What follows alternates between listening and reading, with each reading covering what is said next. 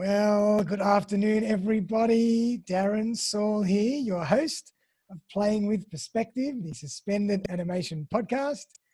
Episode 79 today. Where is the time flying? And I have the lovely Eli Wow. Huang in here. Can you hear me okay there? Yes, hi Darren, I can How hear you you fine, thank doing? you. Fantastic. So a great subject today and a very important one for all of us. Feel healthier, look younger, and live longer. The secrets. I can't wait to get into here all about what Ellie has to say and to share her secrets and wisdom in this area. But before I do, I'll just give everybody a little bit of an insight into who Ellie is and what Ellie does. So Ellie is a natural health practitioner in traditional Chinese medicine, a beauty therapist, and a health and wellness coach. She has a passion in aging, women's health, and chronic stress, which can all affect our long-term health. She believes many of our health issues are a result of emotional well-being. She combines ancient wisdom with modern science to help her clients achieve optimal health. So welcome to the podcast, Ellie. How are you doing? Good, thanks Darren for having me on. Thank you for coming on. I'm really interested in this topic, so I'm sure you're going to share lots of great insights and experiences from your practice over the years. How many years have you been practicing? Yeah. 12 years as a Chinese medicine natural health practitioner and 20 years as a beauty therapist. So yeah, long time in the sort of aging, beauty, health industry. And my father has been a practitioner for 45 years. So I practically grew up, with this knowledge, information from the day I was born, you can say. So our combined experiences, would be over 65 years, I guess, in sort of natural health and beauty. So did you always know that this is what you were going to do? No, I've actually got a Bachelor of Science in Computer Science, actually. So this was actually not what I originally planned. I did do my beauty therapy first and then got into the health, sort of afterwards, sort of after 8 years, I guess.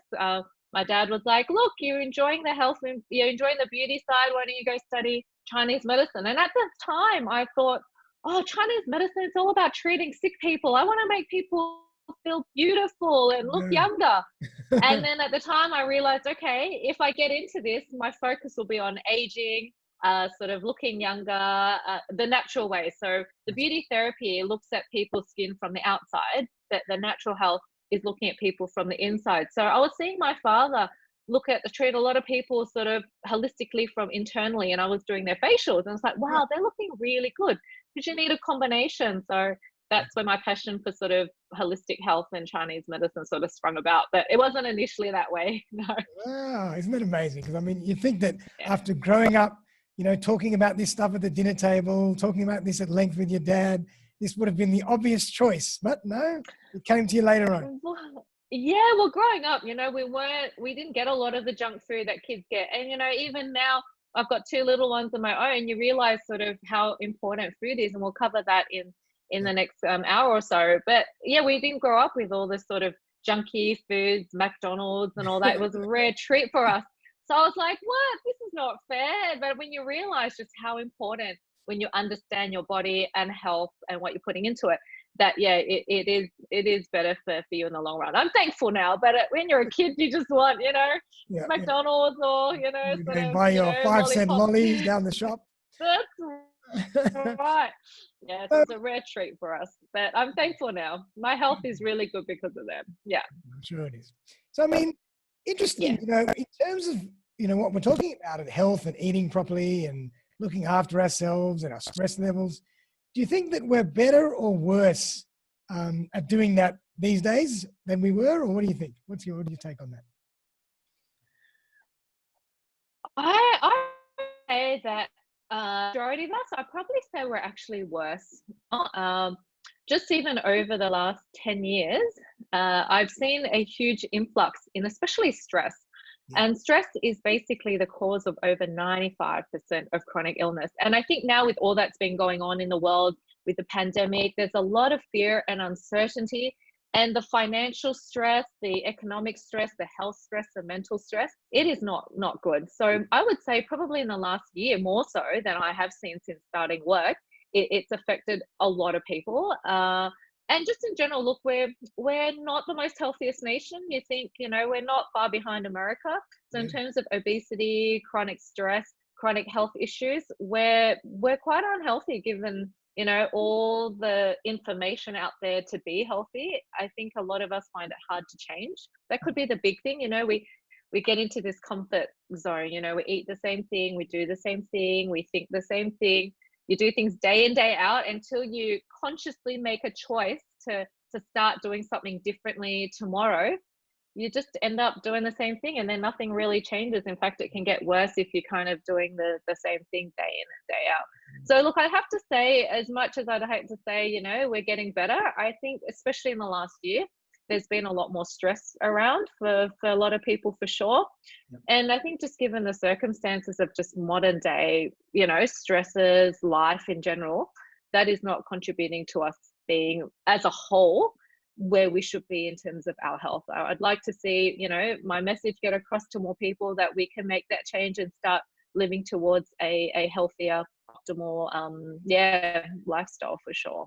I mean, give us a little bit of a rundown into how stress actually affects our health. So, like I said, stress is the cause of 95% of all chronic illness. So when we're stressed, our body goes into a fight or flight. So in general, humans have not changed since the start of, as Homo sapiens. We've been the same human beings we've been for millions of years. So when we were stressed back in the days, they go out, hunters and gatherers would go out. And then when they got faced with, a tiger or got chased by a lion, they would run. So they call it fight or flight. You'd either fight the lion or run like hell. So they would run really fast and then get away from their stressor. And then when they're out of that harm's way, their body returns back to sort of being without that fight or flight response. But these days, with all the stress and emotional stress, physical stress, mental stress, any sort of stress is still causing the same increase in all of our stress hormones. So our adrenaline goes up, our cortisol goes up, our glucagon goes up. So in generally, the hormones itself, in what it's producing in terms of stress, your body doesn't know the difference between being chased by a tiger or having an emotional stress or financial stress. Like in terms of the chemical response is the same. So the stress hormones are still the same. We remain in that stress state for longer than we should. So instead of running away from the tiger, 5 minutes later, your body's calmed down and you're no longer stressed. We're in that stress all the time. And that is the issue. It's a lot longer for people these days, even 24/7, all the time, years, decades even. And so that is causing our immune system to shut down. So when we're stressed, all the blood, your body doesn't need all its vital organs to work. For you to fight or flight, it wants all that blood and all of the sort of energy to go towards your limbs. And so all your vital organs shut down because it doesn't need your immune system to work while you're running away from the tiger. So when we're in that stress state, your body shuts down its immune system. So 70 to 80% of your immune system just shuts down straight like that. So when you're in that stressful state for so long, your immune system shuts down. So we're more prone to illness, we're more prone to chronic disease, and so many other things that happen with the stress. And so if you don't get yourself out of that stressful state, you've constantly got these, cortisol levels coursing through the blood, and your immune system is never able to work at an optimal level. And when you're stressed, it'll also lead to, you eating the wrong things and also not getting the best sleep. And all of that is just this vicious cycle that keeps going around and around. So I would say, definitely working on that stress would be the number one thing. Maybe doing a bit of meditation or practicing mindfulness. Exactly. That's break right. that. So exercise, meditation's really great. That would be one thing, definitely, if you don't already do that. So 15 to 20 minutes of meditating.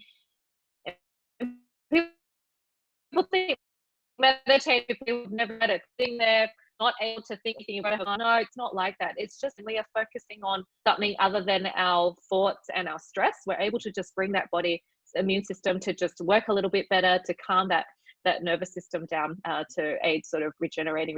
A couple other things would be definitely drinking more water, getting some good sleep at night. So if there are issues, you know, if you're having problems with sleep, working on that, because when we're sleeping, our body is regenerating, our immune system is working better. So if you're having problems sleeping, you get more stress. If you have more stress, you're having problems sleeping. So this cycle, it keeps going round and round. So yeah, exercise is another important thing. Yeah, when we exercise every day, and I think with the lockdown and also what's been going on, people are probably exercising a lot less than they are, and we're sitting in a sedentary lifestyle. You know, we sit all day. Unless we're in a more active work role, most people are in front of the computers, and sitting is the new smoking, actually. You know, the longer we sit, it's like, you know, all the chemicals that build up the toxins. It's like you're smoking half a pack of cigarettes. So it's true, because so in the olden days, as you say, you know, in the olden days, we were hunter-gatherers, we were farmers. You know, we didn't sit in front of the computer. We were active, we were physical, we were, you know, we were, at the end of the day, we were exhausted physically, but that's a good thing. That's right. That's right. So these days, I'd say our health is getting worse because we're sitting way more than we ever have been, you know, in the last sort of 3 decades, when there's been, everything is moved to computerized, digital, you know, work in front of a computer. We aren't the same. We don't get out as much. Even kids these days, they're not like, they don't go out and run around in the backyard, play hopscotch, you know, cops and robbers like we used to. That's right. They're not out in nature and active. Like I remember we didn't even have computers, and you know, TV was a maybe 10-minute treat in the morning. But now they're sitting in front of their phones and iPads for much longer. You know, they start them younger, you know, newborns even. So that is really sort of, you know, not a great sort of lifestyle to be. We need to be active instead of sitting down way more than we should be. So exercise is another important thing. Exercise is also great for, you know, your health. It gets your blood moving. It builds some good, happy hormones. So yeah, so definitely more activity and exercise daily would help the stress as well. Better way to manage your stress levels, more sleep, more exercise, drink lots of water, and just be mindful, conscious of what's happening around you in your life. Now, obviously, you're very big on... also some... Sure. Yeah. Now, you're big on food, Ellie, I know. Like, and you're big on... No, I was going to say also diet. Yes. Yes. Sorry. You hear me there? I think you broke up for a second. Yes. Oh, good. Yeah. So Ellie, in terms of diet, you know, and dietary tips, what would you say is important to think of and important to maintain in your diet to try and, you know, manage a healthy lifestyle? Yeah, so food is a big factor in also our stress and our health as well. So what we eat is helping to either make us more healthy or a cause of disease. So we eat way too much sugar. We all eat a lot of sugar, and that causes a lot of inflammation in our system. We do want to make sure that we're cutting down on our sugar, processed food. So yeah, we want to be eating things which are more sort of whole food. So, you know, vegetables, fruits, protein, instead of things that are coming out of packets. You really want to minimize processed foods and sugar. Yeah, refined sugar, refined carbs. I think a lot of us is also, you know, not eating enough vegetables, you know, so yeah, anything that is sort of coming from nature instead of packaged foods, you know, and takeaways and fast food, you know, that's a real must. So vegetables, a lot of vegetables, because vegetables are packed with a lot of nutrients, a lot of antioxidants. They're great for the immune system, you know, great with fiber and helping to keep us healthy. And also including some really good fats in our diet. So eating, you know, really healthy fats. So, you know, instead of the fried stuff, you want good natural fats like avocados and eggs and that sort of thing. And nuts. Olive oil. So, yeah. Yes, olive oil, cooking with some good oils. That's really important. Really important point there. And a lot of people cook with the wrong oils, and some are very carcinogenic and not good for your health. So you want to stick to like really healthy oils. Like we use either coconut oil, olive oil, and or coconut oil, olive oil, the avocado oil. They're really good oils to cook with, and sort of avoiding things like canola oil, vegetable oil. They're quite toxic and not great for the health at all. Gotcha, because they're the ones that actually they turn trans in a lower point, don't they? Yeah, they're not great. And then they're also very highly processed. So actually vegetable oil has zero vegetables in it. It actually has no vegetables whatsoever. It is highly processed with so much, junk. It's actually not even, I don't know why they even call it vegetable oil. So you want to get something that is naturally high in good fats, like avocado oil, olive oil, coconut oil. They're naturally have, that sort of healthy oil. Whereas vegetables, there's no oil from vegetables. So they're actually processing it from very synthetic substances, and they go through a lot of processing to get it to become that oil. So you want something as close to its natural form as possible. So avoid your canola oils and all sorts of vegetable oils for sure. Now, I mean that's all really great. But what about for the people that have a busy life? They don't have time to cook, and they're buying stuff prepackaged purely because they have no time and for necessity. What do you say to them? How can they manage or work around that? Oh, look, we all got the same amount of time in a day. I think if you really wanted to look after your health in the most optimal way, cooking, it's just preparation.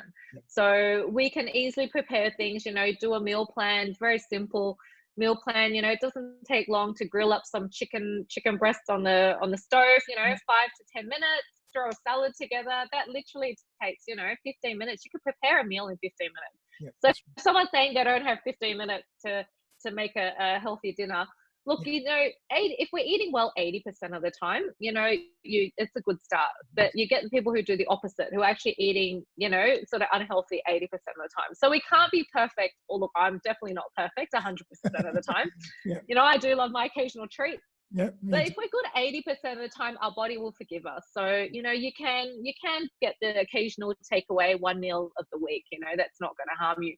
But you can also opt for healthy takeaway meals, healthy sort of, you can always get the healthier versions, so it's knowing what to look for, reading the packaging really carefully and making sure that they're as close to sort of whole foods or natural foods as you can get. And there's not things with too much additives and numbers and words that you don't recognize. So if there's something in there that you don't know what's in there, it's obviously not a real food.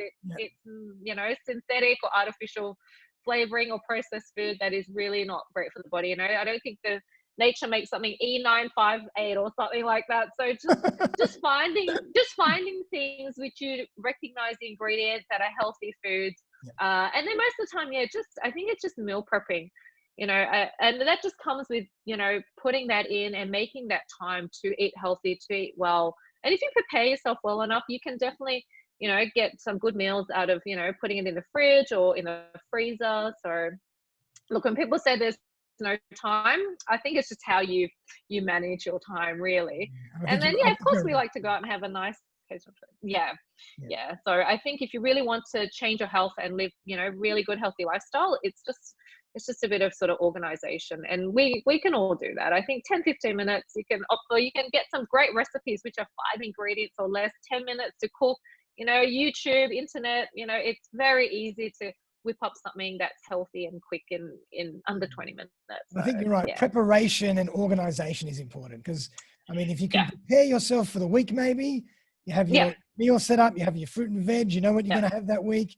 You prepare you prepare your chicken breast or your your lean meat, and then you prepare that.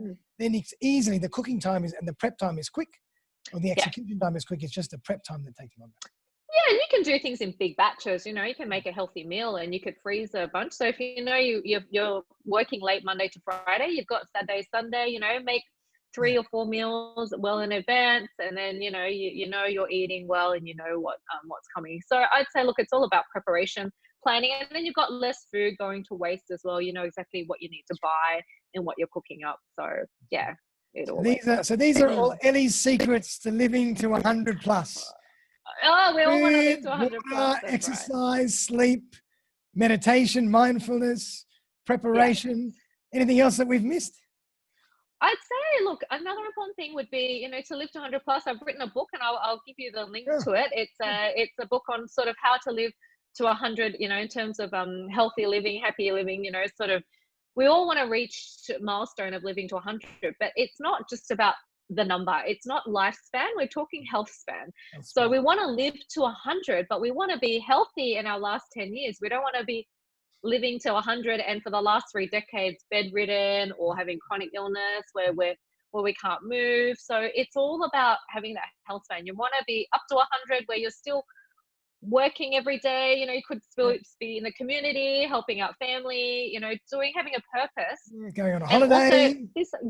Go holiday, be self-sufficient at 100 and still have all your mental as well as physical faculties working.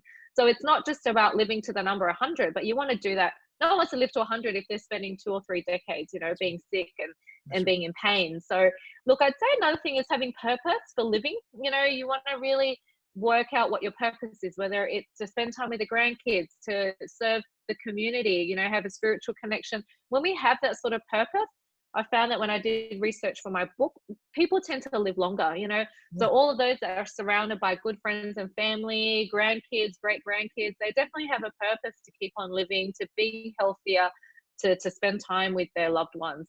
So yeah, that's definitely really important to have that community connection, family, and purpose. So very important, and it's amazing, because those are the metaphysical things that we can't really judge or scientifically analyze, but we know they make a difference.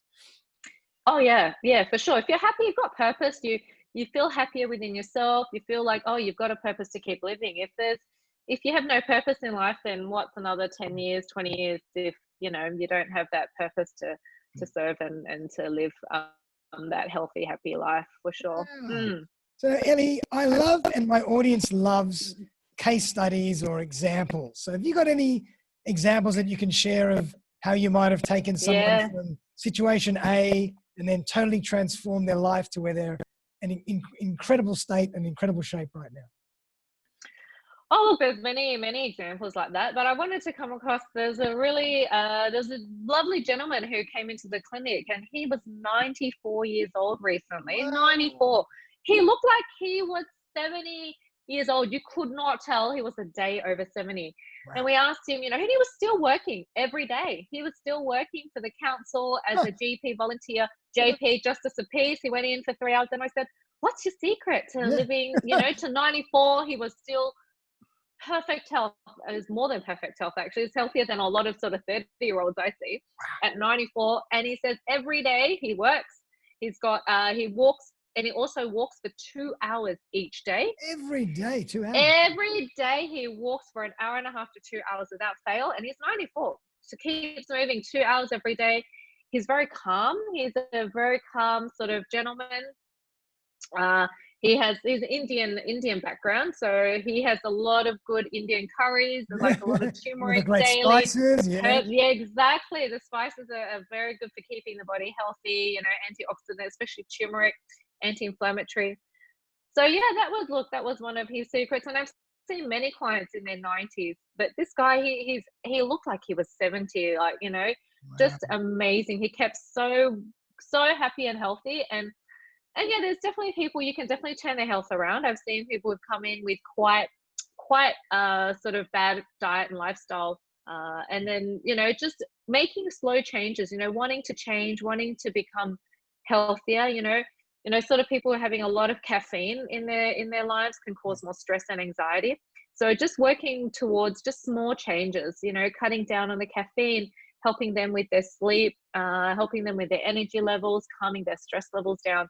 And just within a few months, a lot of them report much better health, and it's a lifetime. When people go on diets and all that, I don't find that it works. You want to have a healthy lifestyle and just keep to that. Just keep to remembering that every time you're eating something, am I eating this for better health, or is this going to, impact my health in a more negative way? And as long as you're eating healthy, 80% of the time, we can have the occasional treat. I do like a nice glass of red wine every now and again. But it's you and all me about both. moderation. Oh, I love my Shiraz. But it's all about moderation. Yeah, it's about moderation. So it's eating, and I do love a great cake. Every now and then, who doesn't like a nice, nice slice of birthday cake?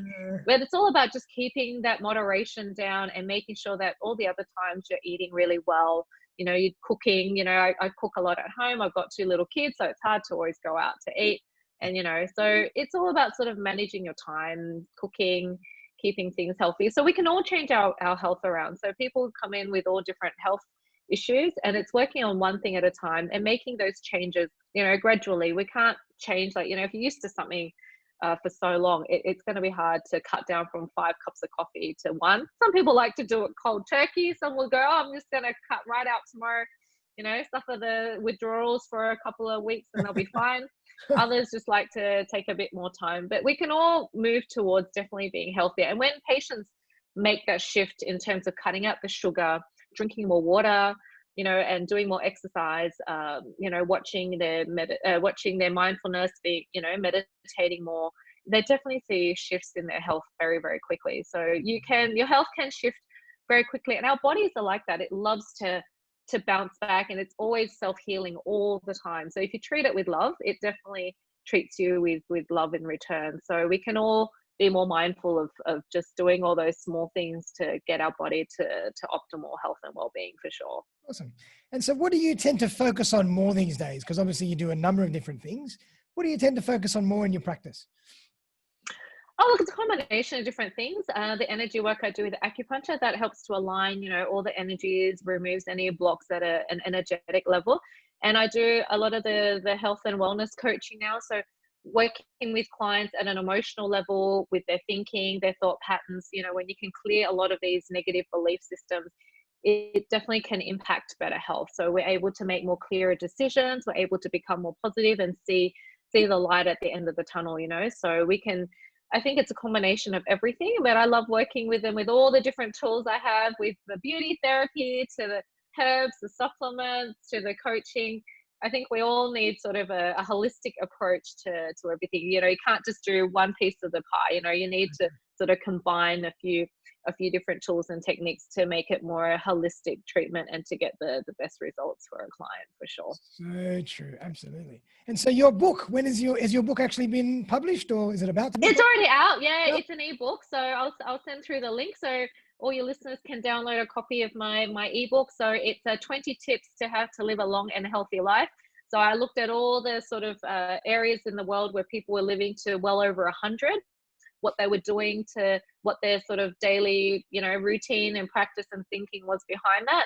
And so, yeah, so we can, all follow and hopefully all strive to live to 100, but being healthy and, you know, having great mental health at the same time as being, you know, self-sufficient and being happy and healthy. Yeah. Oh, that's awesome. Yeah, definitely we'll put the link to that in the notes, because I think people would love to download that. Yeah. And Eli, if people want to get in touch with you to learn more about your services and what you do and how you can help them, what's the best way for them to do that? Oh, you could find me on my website. So I'll post that link up as well. You could, you know, find me on social media. I'm on Facebook, LinkedIn, Instagram. So yeah, I've got quite a big social presence. So yeah, to look me up, Google me. So you can find anyone these days. And what's the name of your practice? Just under your name, or? Yeah, Acupuncture and Beauty Center, or you can Google my name, Eli Huang, and it should come up. Lovely, fantastic, Eli. Yeah. Well, Eli, that is amazing. I really appreciate all your time on here today. You've shared some amazing insights that we can all take on board straight away and implement. You know, and I love what you say, that your body's a vessel, and if you treat it with love, it'll bounce back and it will treat you with love as well. I love that. That's really cool. Yes, for sure. Yeah, our body always wants to serve us and be in the most optimal health. So we've just got to treat it with respect. And, you know, it's like a fuel for your car. You know, you wouldn't put, you know, sort of unleaded or, you know, sort of, you know, E10 into a premium engine. Yeah, that's right. Well, some people, you know, treat their car and put the best fuel or give their animals, you know, the best canned goods. They don't feed their dogs, you know, McDonald's or, you know, sort of, you know, terrible food, and yet we're eating that ourselves. So some people actually give their cars and their pets, you know, better food or premium food compared to themselves. So we've got to make sure we're treating our bodies just as well as, you know, our beloved cars and our beloved pets, for sure. That's actually a really good metaphor. I really like that. Yes. So yeah, when you treat your car with more, you know, you service your car every 6 months, or, you know, you spend all this money on, you know, getting the best fuel for your car, and yet when you're not eating the best food for yourself and servicing, you know, going to see a practitioner, you know, getting some alignment done, you know, for your own self, you know, It's like servicing your body almost in a way. You got to do that tune up every few months. Yeah, It's absolutely. a good way to keep an alignment. So, if you take your car for service, and you can replace your car, you can't replace your body. So I find a lot more people spend more on their cars than they do on themselves. So yeah. So true. That's awesome. So Ellie, thank you so much for being on the show. And I always like to, you've given us so many great tips already, but I always like to ask our guests, leave us with a couple of final thoughts. What would you like to say to the audience? Look, I'd like to say we need to eat really well. We need to move every day. We need to hydrate more, sleep lots, and love your body, and do this every day. And your body will serve you back 100-fold. Love it. Fantastic. I think that's the secret. Every day. Every day. Or at least 80% of the time. Yeah, 80. If I say 90, you might do 80. So you aim for 100%, and you can kind of, cool. Tweak it down a little bit. Yeah. Fantastic. Well, Ellie, thank you so much for being on the show. It was a lovely, insightful conversation. I've learned a lot, and I'm sure everybody that's watching and listening has learned a lot as well. I'm going to put the notes and the links and to everything on the podcast app and on the YouTube channel. So everybody check out all that stuff. Check out Ellie's practice. And everybody have a fantastic afternoon. Ellie, once again, thank you. Thank you, Dan, for having me. Thank you so much. My pleasure. And have a lovely afternoon, everybody. And we'll be back very, very soon for another episode of Playing with Perspective. Bye for now. Bye.